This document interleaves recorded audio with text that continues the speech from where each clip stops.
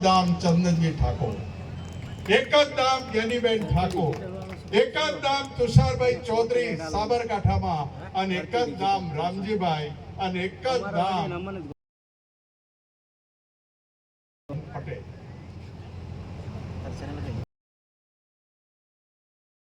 થઈ બનાસકાંઠો ભેગો થઈ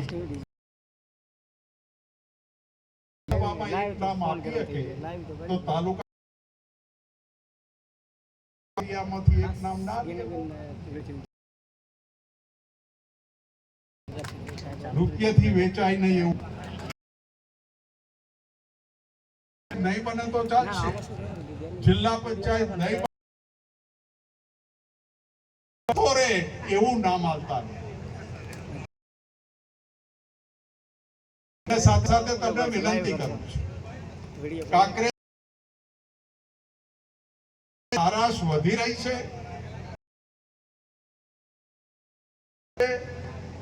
જમીન તરફ રણ આગળની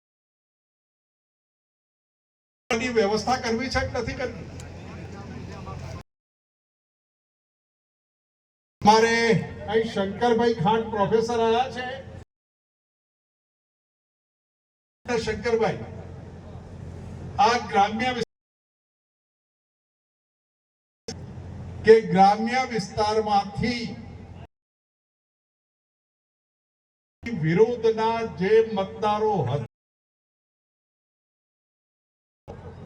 પોલીસમાં નંબર 1 ગયા, તલાટીમાં નંબર 1 ગયા.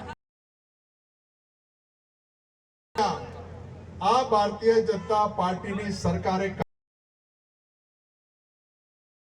કર્યા, એના સ્પોર્ટ્સના માર્ક કાઢી નાખ્યા, ક્લાસ 2 ના કરી નાખ્યા. યુવાન પોલીસ વાળો ન જાય, સરકારી નોકરી ના લે એવા ઇન્ટરવ્યુ કરજો. અરે વિહાભાઈએ જમીન લીધી, ક્યાં જમીન લીધી છે? ખારાશી છે. 1200 કરોડનો રિવરફ્રન્ટ બનાવો, પણ અમારા ખેતર ખરાબ થઈ જાય છે. એની લડાઈઓ પણ અમારે લડવી પડશે. જાણી જોઈ કાવતરા કરો છો, અને આ લડાઈ લાંબી છે.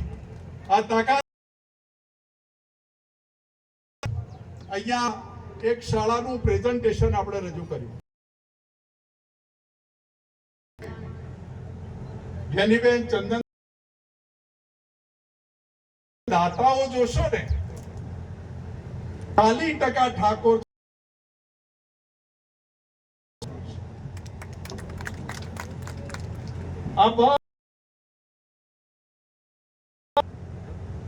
એ વળતર આપવા આવ્યા. માંથી કોઈ પણ સમાજનું છોકરું તમે છૂટા, એક પૈસો નથી જોઈતો અમારે. હોય લાવો, ભણે છે નથી એટલા છોકરા દીકરા દીકરીઓ આ કામ કરવાનું છે. અને તમને બધાને